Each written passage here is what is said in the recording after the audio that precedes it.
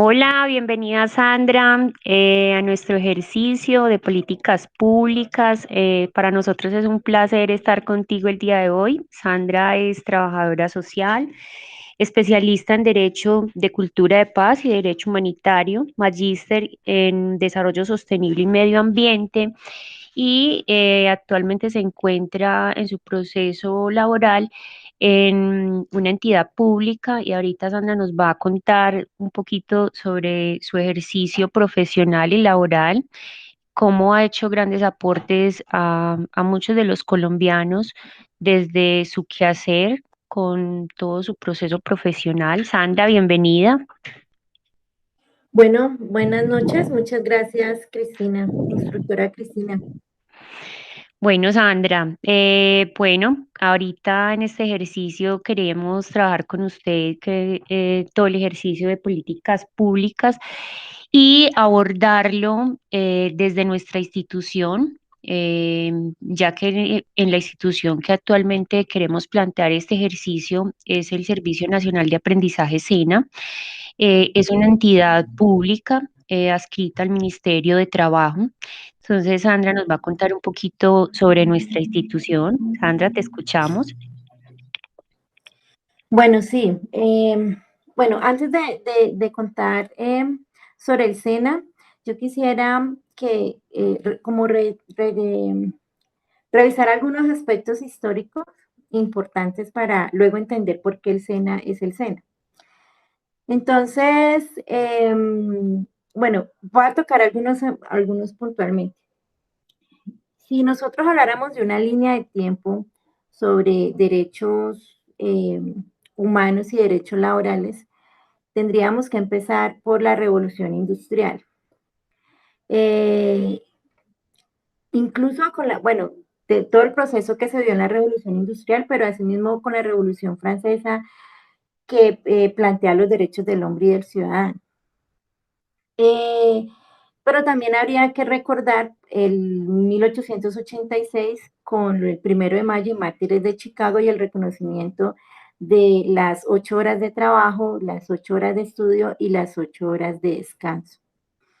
Y esos momentos históricos son fundamentales para entender que la lucha de la humanidad por tener unos derechos han tenido mucho que ver con la reivindicación de esos derechos laborales.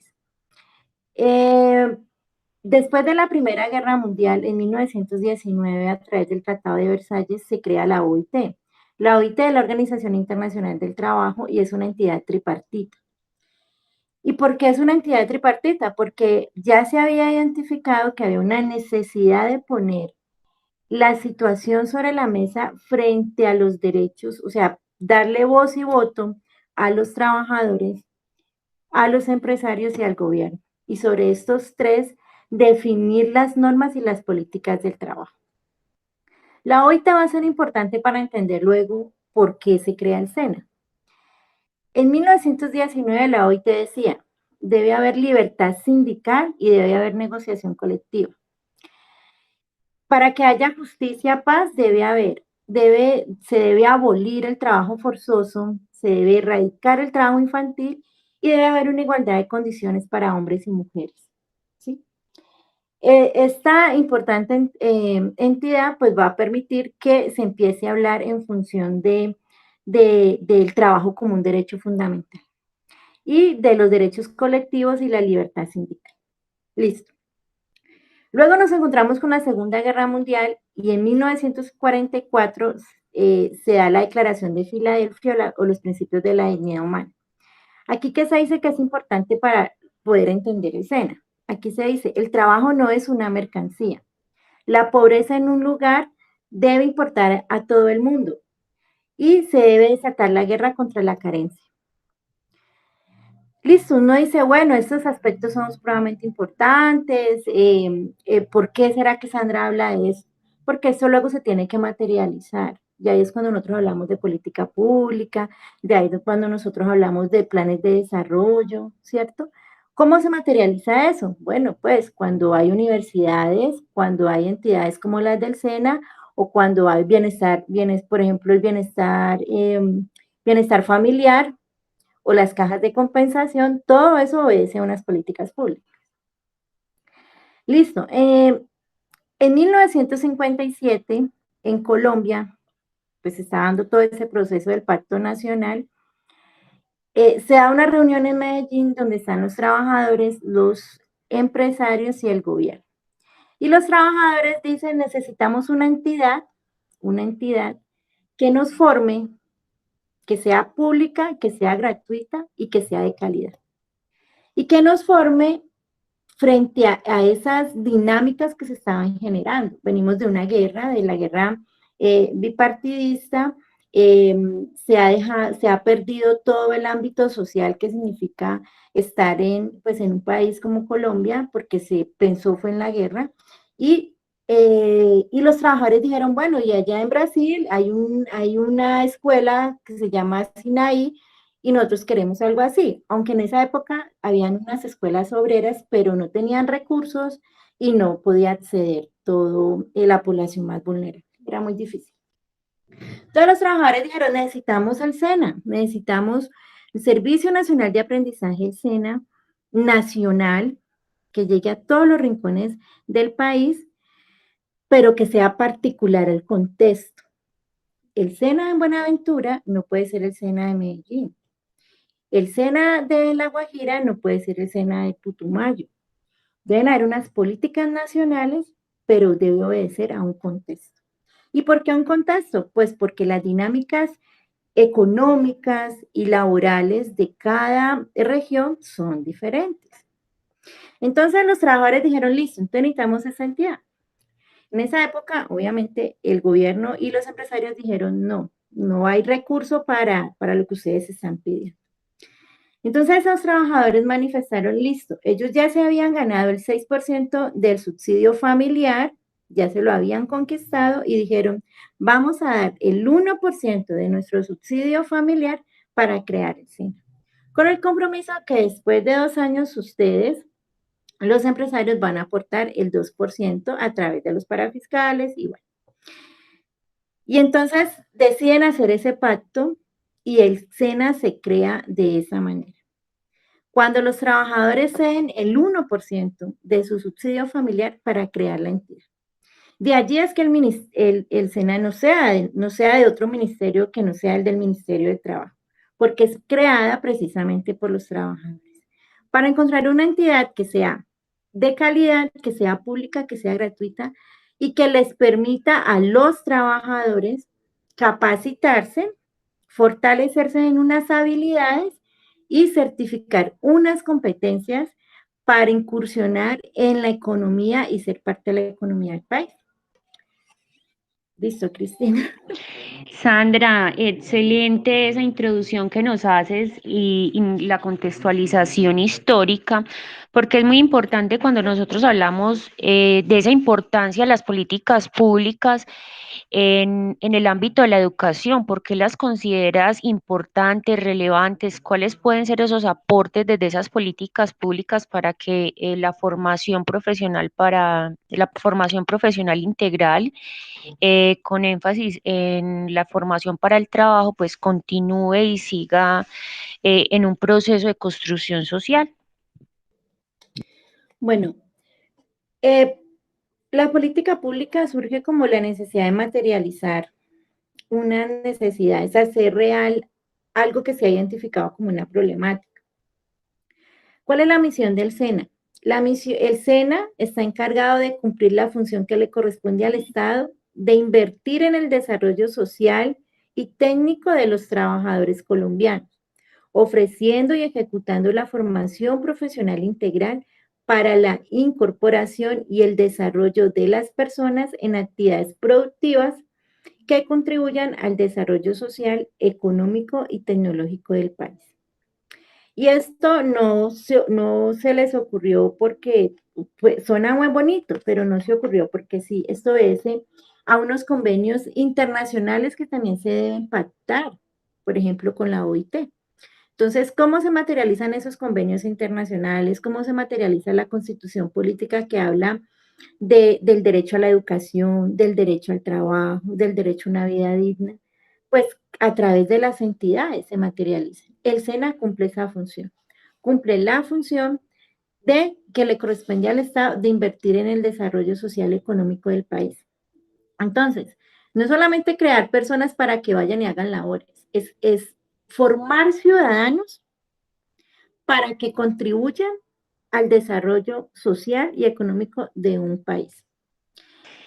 Eso es, las políticas públicas son muy interesantes, pero si no encontramos cómo materializarlas, pues se van a quedar solo en el papel. Sandra, y de esto surge otra pregunta. ¿Consideras que esa misión a hoy, a lo que se vive en el contexto actual, en este año 2021, sigue vigente esas políticas de calidad, esa inclusión laboral? ¿Cómo consideras que esos objetivos se estén cumpliendo? Una entidad como el SENA, que es pública y gratuita, tiene muchas amenazas. Las universidades son públicas, pero las universidades no son gratuitas. La única entidad que tenemos nosotros pública y gratuita es el SENA, realmente. Y vive en permanente amenaza porque ha tenido varias reestructuraciones. La primera, por ejemplo, a través del decreto 2149 en 1992, un 27 de diciembre, el presidente de entonces la privatizó a través del decreto 2149. ¿Y cómo se privatiza una entidad? Cuando la convierten solo en la chequera, o sea, cuando tercerizan la formación, cuando entregan la formación a entidades, sí, cuando tercerizan, cuando la entregan a otras entidades. Eso ocurrió en 1992 a través de ese decreto. ¿Cómo le regresaron el carácter público al SENA? 2 años después, a través de una acción popular que se logró a través de no sé cuántas firmas de todos los ciudadanos y ciudadanas. Esa acción, la primera acción popular que se desarrolló en el país fue esa, y le regresó el carácter público al SENA. Entonces, miren, permanentemente a través de reformas laborales, de reformas tributarias, de los políticos del gobierno de turno, intentan desangrar al SENA, privatizarlo. En ese momento hay muchas. La reforma tributaria tiene unos artículos que son gravísimos para la entidad, ¿sí? Eh, entonces, pues claro, y luchamos con muchas amenazas, con muchos enemigos, con los enemigos que dicen que lo público no sirve, entonces hay que privatizarlo. Con los enemigos que dicen que los empresarios están perdiendo mucho dinero, ¿sí? Con los enemigos que dicen que el contrato de aprendizaje debe ser para todos y no exclusivamente del SENA, entre otras cosas, Cristina. Sandra, me gusta mucho que hables de esos procesos de lucha, porque en esos procesos de lucha hablamos de incluir, de ser un proceso democrático. ¿Quiénes se incluyen en esas luchas? ¿Quiénes son las personas que están inmersas en que el SENA siga existiendo y sea una entidad que siga formando a los colombianos? Pues los mismos trabajadores y los mismos aprendices de la entidad. Los que han logrado desarrollar esa lucha permanente se ha podido materializar a través de los trabajadores y los aprendices. ¿Y cómo? Pues con los trabajadores organizados. El ejercicio sindical al interior del SENA ha sido fundamental para su permanencia, para que no pase lo que han pasado con otras entidades públicas que han desaparecido o se han privatizado. Entonces, el ejercicio sindical, que es un derecho fundamental, que también hace parte de los convenios de la OIT, que está en la Constitución política, esa negociación colectiva, ese diálogo social ha permitido que se fortalezca esa lucha al interior del SENA y que los aprendices reconozcan como sujetos de derechos, ¿sí? Como ciudadanía activa, que tienen que hacer parte de esa defensa permanente, porque es un ejercicio que estamos haciendo permanentemente de del ejercicio ciudadano. Ahora, tú me dices, bueno, ¿y eso cómo se materializa? Yo te voy a contar, yo soy instructora de ejercicio de derechos fundamentales en el trabajo.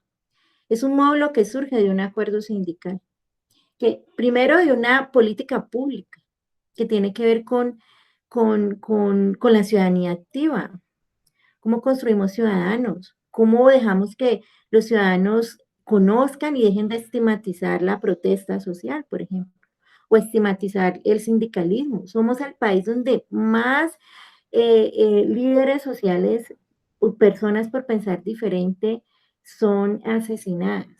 Somos el país donde tenemos el menor porcentaje de trabajadores sindicalizados porque aquí funciona es el miedo.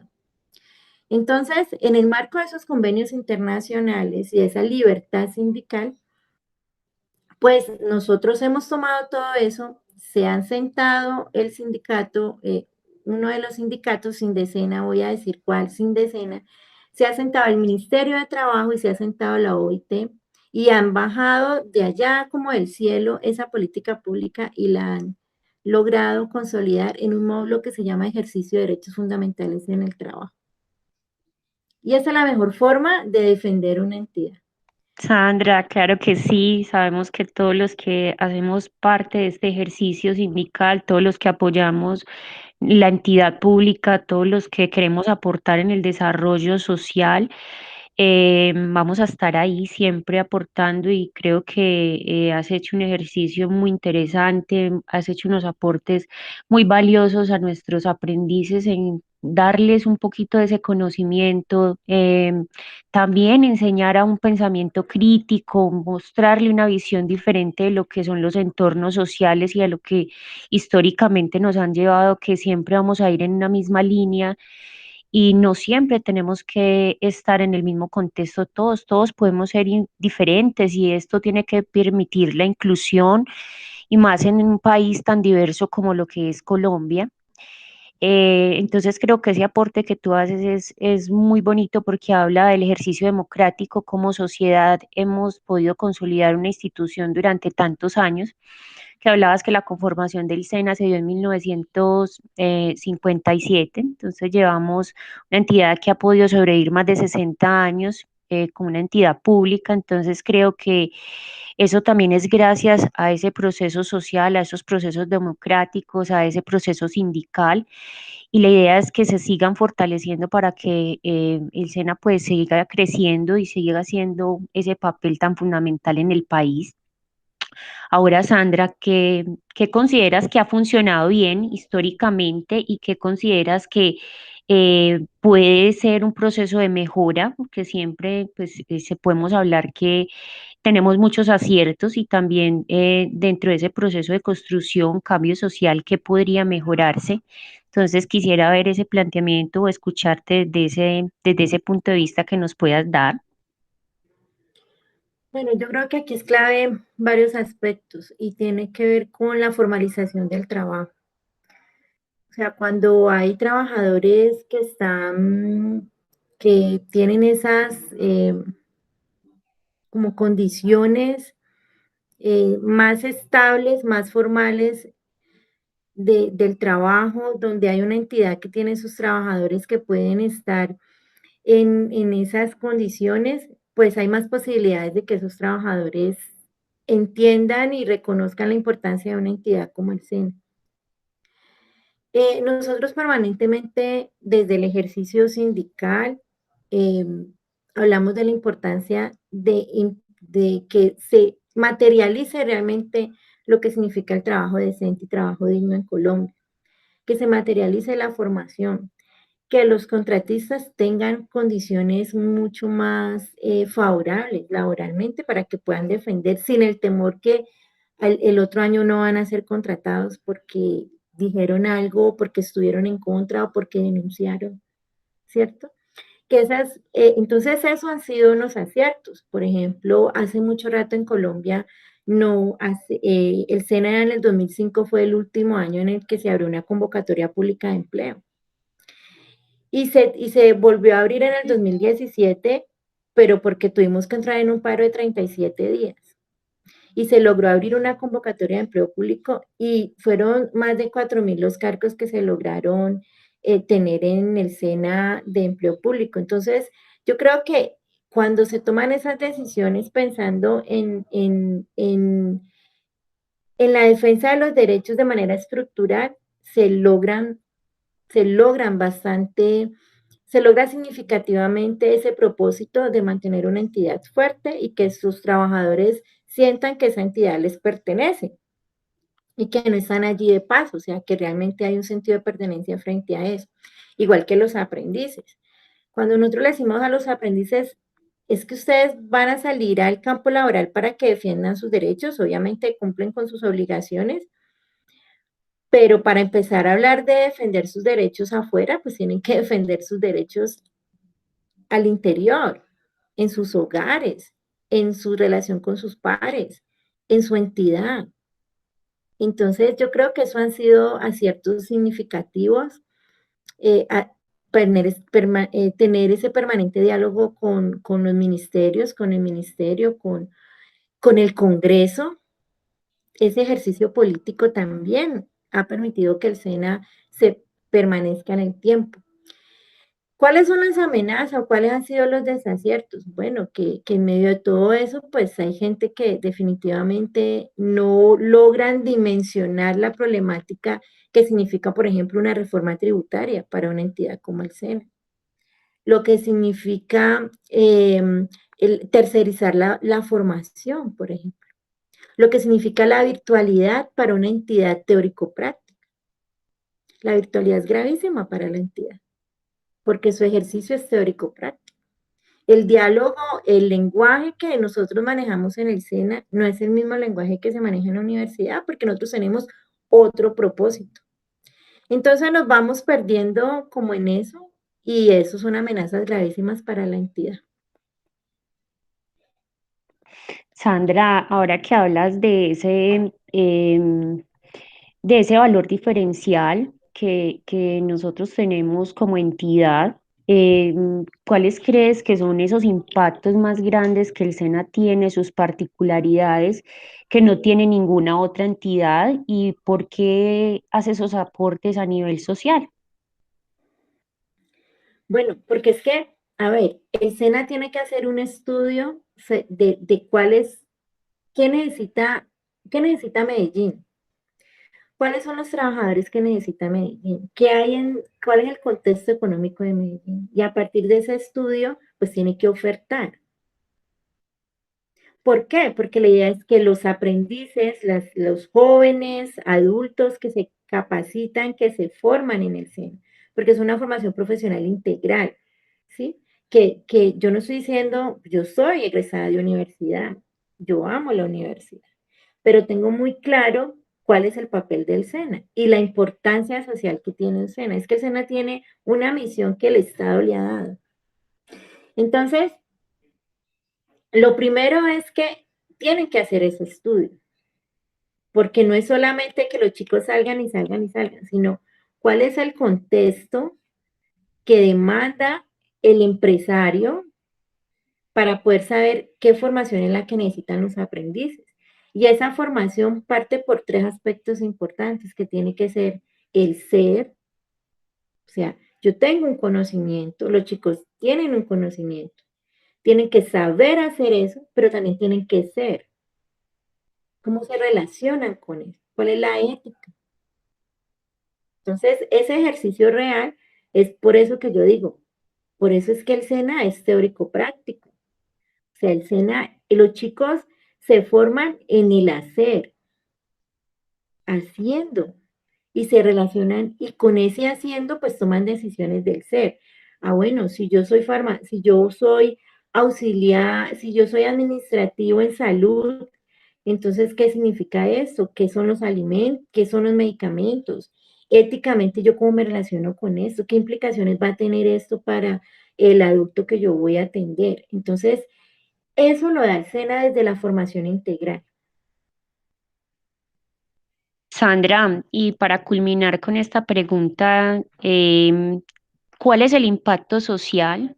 ¿Cuáles son los aportes que tiene la FPI, esa formación profesional integral? ¿Qué se proyecta socialmente con esa formación profesional integral? Bueno, pues como te he dicho en el transcurso de la entrevista, em, el SENA tiene un rol fundamental, ¿sí? ¿Cómo materializa el formar, el formar sujetos activos, participativos? ¿Cómo se materializa eso? Pues que los chicos, jóvenes, adultos, porque el SENA forma todas las edades, es generacional, es que ese sujeto sepa que se va a poder cómo se va a poder relacionar con ese contexto. Es poner a hablar a los chicos con las empresas. Por eso es que el contrato de aprendizaje es fundamental. El contrato de aprendizaje no se creó ayer, es que incluso viene de la Edad Media, desde esa relación que tenían el aprendiz y el maestro. Como la película El perfume, un poco esa relación que se da entre el aprendiz y ese maestro que le está enseñando todo esa particularidad. Entonces, ese instructor, el aprendiz tiene que superar el instructor. Cuando el aprendiz logra superar el instructor, va a salir a la sociedad a ser mejor ciudadano, a hacer su trabajo con amor, a reconocer a esa entidad que le está dando esa oportunidad para materializar eso que vio en el SENA. Y además es que el SENA forma, o sea, yo difiero de eso de que el SENA es la universidad de los pobres, ¿no? Porque el SENA tiene una estructura importantísima a nivel de los ambientes de formación, de los talleres, de los materiales, ¿cierto? O sea, tiene toda o sea, robusto en términos de infraestructura. Pero el SENA llega a todos los rincones del país. Y eso le da un carácter social que no tienen otras entidades. El SENA llega a todos los rincones. El SENA es la oportunidad de todos esos chicos que no tienen cómo formarse, que no tienen cómo estudiar. El SENA es la oportunidad que tienen muchas chicas y chicos de mejorar su contexto. Ellos lo dicen, lo manifiestan. Entonces yo creo que esa labor pues ya hace que cumpla una función muy importante en el país. Sandra, creo que ha sido una experiencia maravillosa esta entrevista. También hago una reflexión muy importante y es que vemos el impacto social tan grande, el poder estar en todas las regiones del país, desde La Guajira hasta el Amazonas, llegar a esa Colombia profunda, inclusión de los campesinos, de los indígenas, de toda esta diversidad colombiana, donde hemos podido impactar como entidad formadora, una entidad que aporta al desarrollo social, económico del país. Entonces es importante continuar con nuestra labor. Y por eso también es una invitación muy grande a que estas políticas públicas en el tema de la educación sean cada vez más grandes, sean más incluyentes, generen más recursos para poder cumplir con esta función. Que doy gracias a Dios y a Sandra también, porque en este momento también compartimos ese rol como compañeras y formamos como instructoras y formamos aprendices en este ejercicio de ser personas, de ser trabajadores, de ser mejores colombianos y de cambiar los contextos sociales. Entonces considero que este ejercicio ha sido muy bonito para mí y te agradezco, Sandra, de todo corazón y en nombre de todas mis compañeras de trabajo agradecemos este espacio Y bueno, la invitación es a que te sigas incluyendo con nosotros para que podamos también dar un aporte muy bonito desde lo que ha sido el SENA en otras entidades, como ahora que este es un ejercicio pues académico, entonces es mostrar una cara diferente de lo que nosotros hacemos como entidad y el granito de arena tan grande que aportamos como sociedad. Entonces, Sandra, un abrazo muy grande y mil gracias por esta entrevista. No, gracias a ti por escucharme, por considerar que este ejercicio era importante, este ejercicio académico era importante, que chévere. Ese es el amor que nosotros le tenemos al ejercicio que hacemos permanentemente. Entonces es una linda oportunidad, muchas gracias y bueno, y siempre a la orden. Listo, Sandra. Mil y mil gracias. Bendiciones. Chao.